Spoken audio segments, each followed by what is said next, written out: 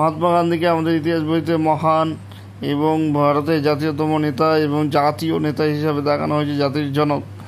কিন্তু তার আচার আচরণ কি তাকে জাতির জনক আখ্যায়িত করতে পারে?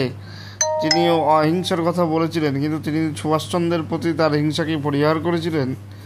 তিনি কি কখনো প্রকৃত অর্থে যারা হিংসা করত তাদেরকেই সমর্থন করে ফেলেননি? চৌরি চৌরার ঘটনায় 22 জন পুলিশকে পুড়িয়ে মারা তার চোখে আসলো, কিন্তু কখনোই তিনি ভারতীয়দের উপর যে অত্যাচার হচ্ছে সাধারণ ভারতীয়দের উপর, সেই অত্যাচারের জন্য ইংরেজকে দায়ী করে কটাক্ষ জবাব কি কোনোদিনও দিয়েছেন?